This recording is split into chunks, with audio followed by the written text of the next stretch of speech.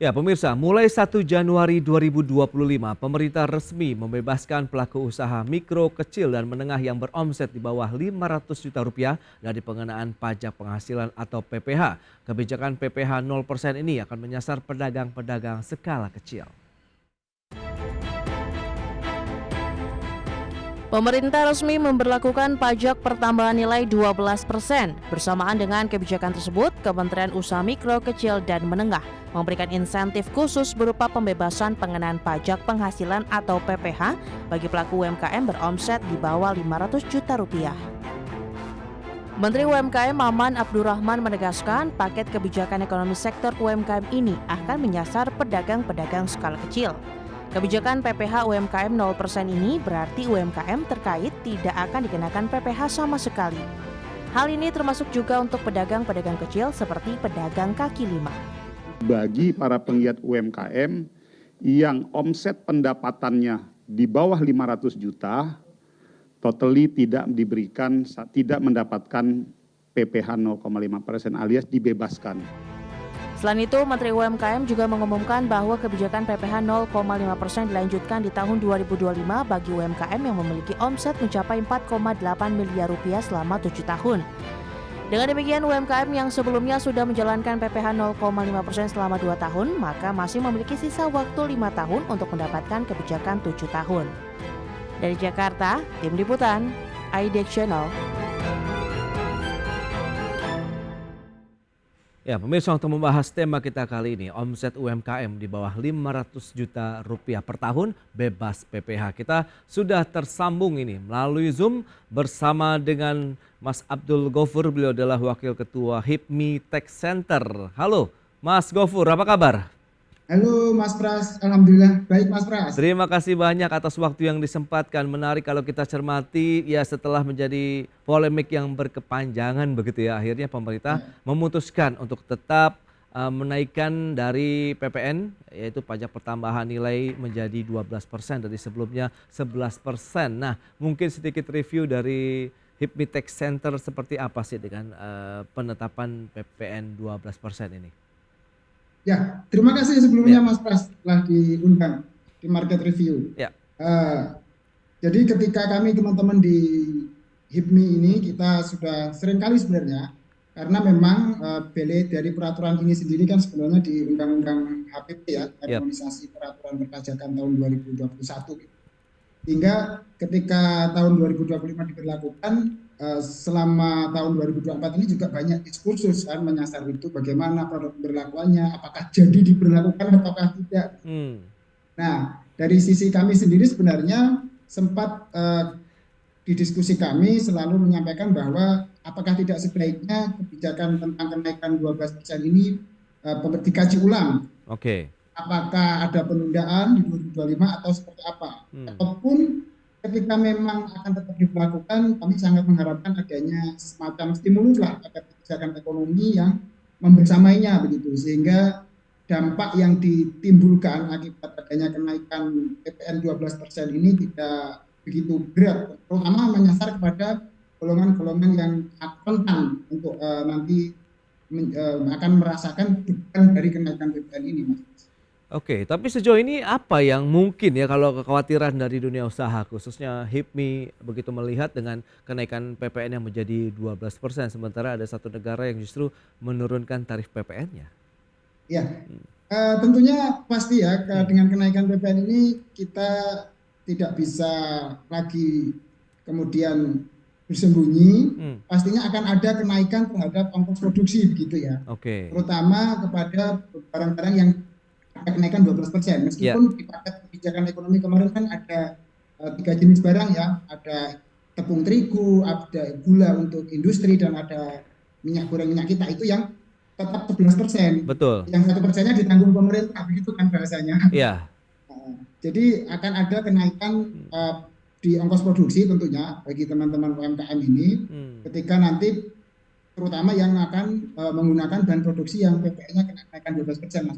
Dan pada akhirnya kan pasti akan ada kenaikan harga ya, ketika ongkos produksi naik, harga pasti juga akan efeknya akan mengalami kenaikan. Dan ini pasti daya beli masyarakat kembali lagi yang berkurang karena mereka pasti akan selektif dengan adanya kenaikan BPN ini, selektif belanja maksudnya.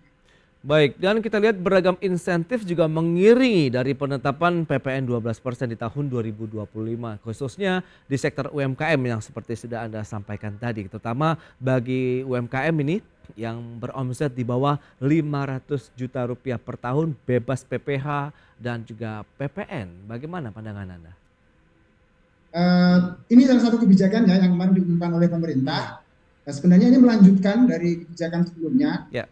karena memang UMKM dengan omset sampai dengan 500 juta itu selama 1 tahun itu memang pajaknya 0 ya, 0% begitu.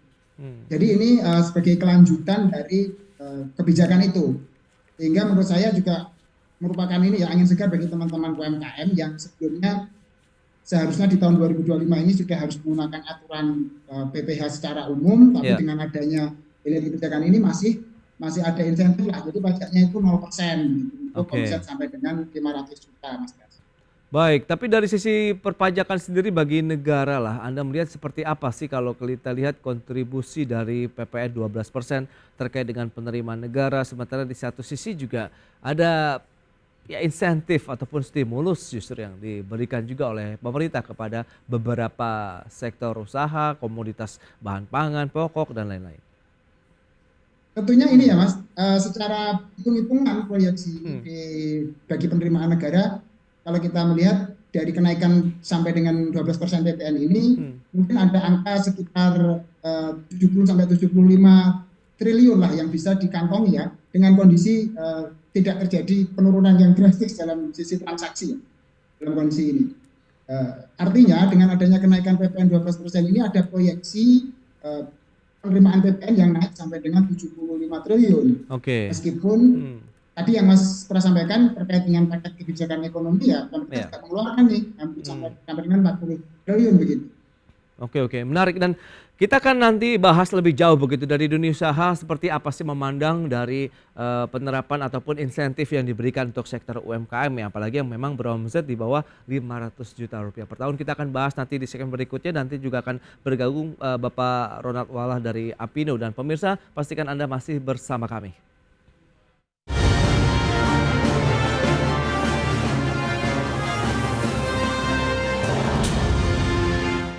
Ya, terima kasih Anda masih bergabung bersama kami dalam Market Review, dan berikut ini kami sampaikan data untuk Anda terkait dengan insentif PPh untuk sektor UMKM. Selengkapnya bisa Anda saksikan di layar televisi Anda. Ini dia kriterianya per 1 Januari 2025, omset di bawah 500 juta rupiah, PPh-nya 0%, kemudian UMKM dengan omset 4,8 miliar rupiah, PPh-nya 0,5%. Dan berikutnya kita lihat jumlah UMKM dalam 5 tahun terakhir. Selengkapnya bisa Anda saksikan dari 2019 sampai dengan 2023, di mana terakhir 2023 sudah tercatat ada 66 juta pelaku UMKM di Indonesia. Nah, berikutnya kita akan lihat peran UMKM dari sisi pertumbuhan ekonomi Indonesia. Keseluruhan unit usaha itu sekitar 99%. Di mana kontribusi UMKM 61% dari PDB atau setara dengan 9.580 triliun rupiah. Kemudian penyerapan tenaga kerjanya ada 117 juta pekerja atau 97% dari total tenaga kerja di Indonesia. Itu dia UMKM yang masih menjadi backbone dari geliat aktivitas ekonomi dan pertumbuhan ekonomi Indonesia. Baik, kita lanjutkan kembali perbincangan bersama dengan Mas Abdul Ghaufur, Wakil Ketua HIPMI Tech Center, dan sudah bergabung juga ini Pak Ronald Walah, Ketua Bidang UMKM dan Koperasi Asosiasi Pengusaha Indonesia Apindo. Halo Pak Ronald, apa kabar? Halo?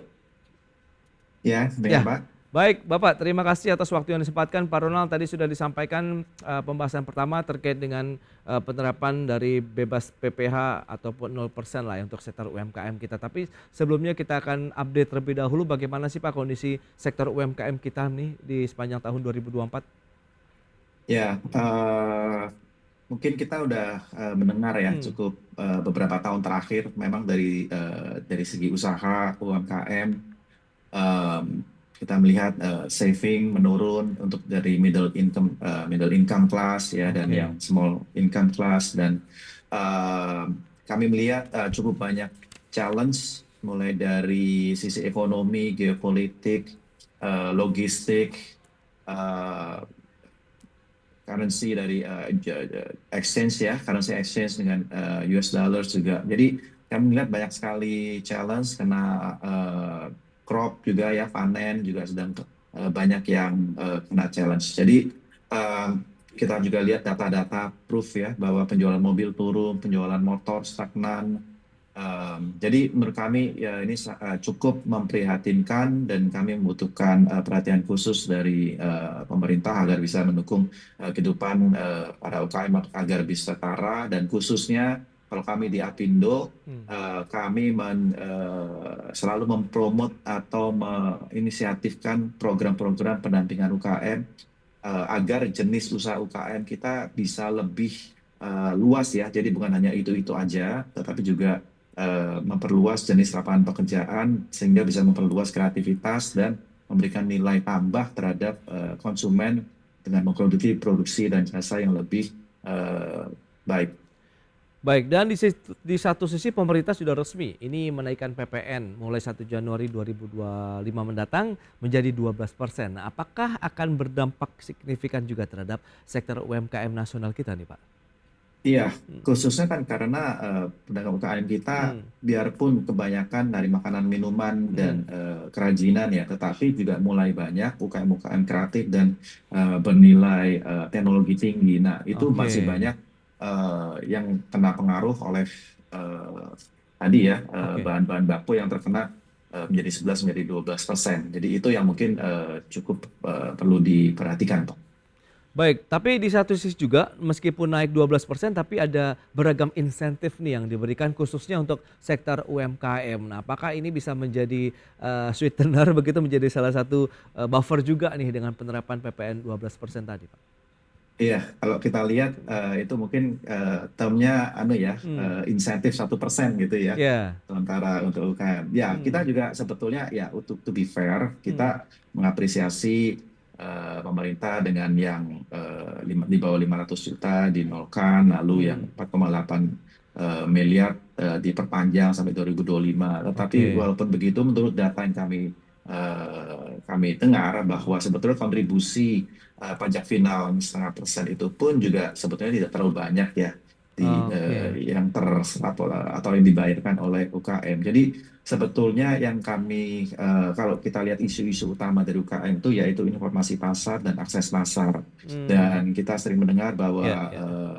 belanja negara, LKPP, e-katalog itu sudah sebetulnya penyerapannya banyak ya, ratusan miliar, dan itu yang sebenarnya kami selalu ingatkan dan selalu inisiatifkan ke pemerintah agar dibikin lebih friendly, dan Ya. semakin banyak UKM yang onboarding, semakin banyak bisa belajar berbisnis mulai dari skala lebih kecil, skala lebih besar, dan pembayaran pajak itu sebetulnya adalah imbas ya dari kreativitas dan produktivitas dari UKM. Jadi intinya adalah pendampingan untuk peningkatan produktivitas lah, itu yang penting. Oke, itu dia ya, pendampingan untuk bisa menambah lagi daya saing begitu ya dari pelaku UMKM di Indonesia.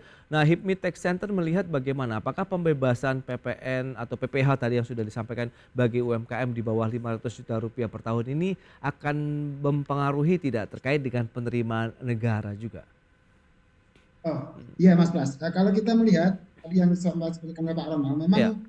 secara ini ya penerimaan negara kondisinya tidak terlalu signifikan lah mempengaruhi ketika memang ada pembebasan untuk UMKM yang omsetnya selama 1 tahun itu masih 500 juta ke bawah gitu. Oke. Karena memang ketika kita coba untuk simulasikan memang ketika omset 500 pun itu kan PPh-nya kalau kita anggap sebagai 0,5% ya sekitar 2,5 juta ya. Dengan tadi sebaran UMKM sebanyak hampir 60 juta, bisa kita Oke. asumsikan yang 500 juta itu omsetnya sekitar 50%-nya ya mungkin hanya di sekitar angka-angka tidak lebih dari 25 triliun ya, dibanding dengan penerimaan total dari sektor pajak yang mencapai hampir 1.000 bahkan hampir 2.000 ya, 2.000 triliun untuk semua sektor penerimaan negara ini. Baik, tapi secara umum bisa menjadi booster tidak sih untuk bagaimana geliat aktivitas sektor UMKM kita begitu meskipun tadi tidak terlalu tinggi berarti begitu ya pajak ataupun PPh yang dikenakan untuk sektor UMKM? Kalau kita bicara mungkin tentang lihat itu Mas, kita juga Hmm, perlu melihat tidak hanya insentif di sektor PPH ya. oke. Tentunya tadi juga kita bisa melihat ketika memang teman-teman UMKM itu nanti ada yang dikenain PPN dalam Hmm, artian memang bahan baku untuk membuat atau memproduksi suatu barang itu dikenakan PPN, itu ya pasti akan terpengaruh ya dengan adanya kenaikan ini, dengan kenaikan 12% ini Mas. baik baik. Nah, Pak Ronald, lantas insentif apa dong berarti yang mungkin bisa mengakomodasi kebutuhan pelaku UMKM juga di tengah tadi yang Anda sebutkan daya beli masyarakat yang sedang menurun, ada penurunan kelas di masyarakat begitu sehingga menjadi tantangan tersendirilah. Oke lah ada PPN tapi ada insentif tapi di satu sisi kita pun mau memproduksi barang siapa yang akan membeli dan pasarnya kemana begitu Pak Ronald? Iya, insentif ini namanya dunia usaha UKM ya, Hmm, kita nggak melihat UKM aja, usaha besar juga banyak. oke. Jadi sebetulnya banyak Pak ya, tadi kalau kita mau kita simplify Pak, itu kembali Hmm, lagi informasi pasar, akses pasar, itu satu. oke. Lalu kedua, ekosistem untuk pendampingan kewirausahaan UKM. Lalu ketiga, yaitu konten dari ekosistem tersebut, yaitu pendampingan yang berkelanjutan. Jadi bukan hanya sertifikasi aja. Nah, setelah ada tiga ini, pendanaan risiko non performing loan dan lain sebagainya akan bisa dikurangin. Hmm, Dan kita juga melihat bahwa sebetulnya kalau kita lihat 4,8 miliar ini kan sudah mulai dari 2014 ya Pak ya. iya. Jadi kalau kita melihat secara inflasi atau secara bunga bank itu sekarang tuh nilai 4,8 itu sudah menjadi paling nggak sekitar 7 sampai 9 miliar rupiah gitu Pak. Jadi Hmm, teman-teman juga menginginkan agar sebetulnya benchmark dari 4,8 ini dinaikkan menjadi 10 miliar gitu Pak. Jadi oke. satu dari perpajakan akan kita sering mendengar beberapa tahun ada namanya sahabat pajak ya Pak ya. Sahabat pajak menurut kami itu cukup baik, cukup memotivasi UKM untuk bisa bekerja dan mengurangi rasa takut gitu ya kan sekarang ini kan mau nggak mau ya pajak itu pajak gitu ya. Oke. Dan diadakan pendampingan oleh perpajakan, kita naikkan benchmarknya menjadi 10 miliar, lalu secara pendampingan dan secara lapangan pekerjaan otomatis akan bisa terfasilitasi. Lalu kita sering mendengar ada kata-kata hilirisasi ya, insentif dari pemerintah. Tapi kita juga jangan lupa bahwa setelah produk dan jasa terjadi, tentunya bahan baku, raw material itu harus tersedia dengan konsisten. Sedangkan itu kebanyakan barang kita 70% lebih adalah import. Jadi industri hulu juga harus disediakan Pak supaya Hmm. agar para UKM bisa memproduksi barang dan jasanya dengan lebih konsisten dan sustainable Pak. Itu dia akses pasar, kemudian ekosistemnya untuk UMKM-nya sendiri dan pendampingan berkelanjutan. Dan salah satu insentif yang diberikan bagi sektor UMKM begitu ya terkait dengan penetapan PPN 12% di tahun depan adalah selain perpanjangan masa berlaku PPh final 0,5% tadi, kemudian ada 500 juta 0%, kemudian skema pembiayaan industri padat karya termasuk di dalamnya UMKM. Nah, ini skema-skema pembiayaan ini kan memang masih menjadi hal yang sangat krusial dan fundamental nih bagi pelaku UMKM nasional kita nih Pak Ronald. Ya, karena banyak sekali UMKM yang masih belum bankable ya, Pak ya. Iya, oke. Dan juga banyak sekali pembiayaan itu yang baru hanya sekali-sekali aja. Sedangkan Hmm, usaha itu kan kalau tumbuh malah butuh biaya lebih gitu ya. betul. Jadi harus Ya. diapresiasi dengan ini adanya informasi pasar, akses pasar yang sudah terjadi.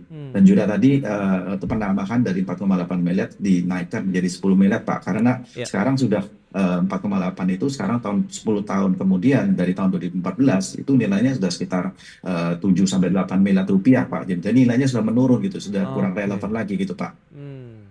Baik, lantas apa yang perlu dilakukan begitu apabila memang UMKM tadi sudah disampaikan juga di awal masih menjadi penopang tulang punggung perekonomian nasional, Pak Ronald? Iya, tentunya UKM ya kita sangat kreatif ya Ya. karena sudah sudah di level survival Pak ya. Jadi Hmm. mau nggak mau harus hidup gitu. Kita juga Oke. melihat keadaan lapangan bahwa banyak sekali industri-industri baru secara online, secara baik formal atau informal itu kelihatan tumbuh pesat Pak. Tetapi kalau kita lihat high touch-nya yang menurun, jadi lebih ke malah ke low touch gitu. Nah, kalau ke low touch akhirnya ya kita berkompetisi di dunia internasional lebih susah lagi. Itu mungkin yang harus kita perhatikan, Pak. Baik, baik. Nah, Mas Abdul Ghafur, lantas bagaimana kalau dari sisi penerimaan ini menarik dari satu sisi memang Anda katakan tidak memberikan dampak yang signifikan apabila memang insentif-insentif yang diberikan ini terhadap penerimaan negara. Tapi kan di satu sisi UMKM ini benar-benar menjadi penopang dari ekonomi nasional. Jadi apakah perlu ada perhatian yang lebih besar lagi dibandingkan dengan beberapa insentif yang diberikan terkait dengan kenaikan PPN 12% di tahun depan? Anda melihatnya bagaimana? Iya, kalau kita melihat tentang bagaimana insentif yang kemarin atau paket kebijakan ekonomi yang disampaikan dan diumumkan oleh pemerintah, memang ada beberapa golongan yang akan terdampak ya. Yang secara nggak langsung itu kan pasti ada juga di situ ada teman-teman UMKM yang akan memperolehnya. Oke. Dan kan memang tadi kita dengarkan bahwa memang kita teman-teman UMKM ini sebagian besar bergerak di bidang ini ya, industri pangan begitu. Kemudian ada juga kerajinan. Nah, untuk hal-hal yang berkaitan dengan industri pangan, produksinya, secara PPN kemarin memang kalau di Indonesia ini bahan kebutuhan pokok kan memang tidak ada PPN-nya ya, dengan PPN kecuali untuk hal-hal yang premium gitu. Kemarin ada sampaikan juga untuk beras premium, kemudian daging premium, bahkan sampai jasa pendidikan dan jasa kesehatan yang premium itu akan yang kena PPN. Tapi untuk selain itu memang tidak kena PPN. Dan juga yang tadi kita dengar bahwa tetap di angka 11% untuk gula industri, kemudian untuk tepung terigu begitu, itu hal-hal yang mungkin bisa menjadikan UMKM di sini tidak terlalu terbebani ya dengan adanya kenaikan PPN 12% ini.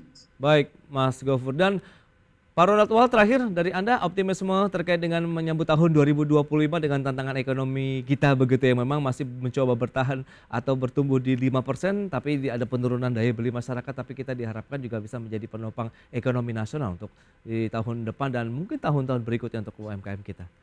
Iya betul sekali Pak, karena kita melihat ini sedang banyak pergantian pemerintahan Pak ya, tidak di Indonesia aja tapi juga di dunia internasional. Jadi kita melihat optimis dan excited sebetulnya untuk melihat transformasi apa yang akan dilakukan terutama oleh Presiden terpilih kita, Presiden Prabowo dan Gibran. Dan kalau dari kami kembali lagi pentingnya pendampingan yang berkelanjutan. Jadi kita sudah memformulasikan banyak sekali pengusaha-pengusaha yang sukses, mau nggak mau kita yang sudah bekerja, yang sudah melakukan pekerjaannya bisa mentransfer knowledge ke para mereka-mereka yang membutuhkan gitu Pak ya. Dan banyak sekali pengusaha dan praktisi yang ingin untuk mentransfer knowledge mereka ke UKM. Jadi tapi ini semua membutuhkan biaya untuk pendampingan berkelanjutan. Jadi kita juga mensimulasikan biaya kira-kira 2,5 triliun itu bisa untuk memberikan movement ya dari profesional dan pengusaha untuk memberikan coaching atau mentorship kira-kira untuk 500 sampai 600 ribu UKM per tahunnya. Nah ini mungkin yang ekosistem ini yang kita lakukan di Apindo dan kita sebetulnya juga bisa melakukan bersama-sama Pak. Ya, berarti terus berupaya untuk mewujudkan ataupun menciptakan entrepreneur baru lah ya di Indonesia untuk sektor UMKM kita, sehingga akan menjadi salah satu ya lagi-lagi itu menjadi penggerak ekonomi Indonesia dengan munculnya bibit-bibit baru pelaku usaha UMKM Indonesia ke depan. Dan intinya ada UKM dari daerah Pak. Jadi kita menciptakan cultural ekonomi di daerah Pak. Ah, itu dia, berarti pembangunan pelaku UMKM juga harus tersebar merata dari Sabang sampai Merauke begitu ya Pak Ronald ya. Baik, sayang sekali waktu terbatas ini Pak Ronald. Terima kasih banyak atas waktu, kehadiran dan informasi serta update yang sudah Anda sampaikan. Mas Abdul Ghafur, terima kasih juga atas analisis dan informasi yang sudah Anda berikan kepada pemirsa pada hari ini. Maju terus juga untuk sektor UMKM Indonesia. Sampai berjumpa kembali, salam sehat. Terima kasih. Terima kasih. Ya. Baik pemirsa, 1 jam sudah saya menemani Anda dalam Market Review dan perbaharui terus informasi Anda hanya di IDX Channel, your trustworthy and comprehensive investment reference. Karena urusan masa depan harus terdepan, aku investor saham. Ya, saya Prasetyo Wibowo beserta seluruh kerabat kerja yang bertugas pamit undur diri. Terima kasih, sampai jumpa.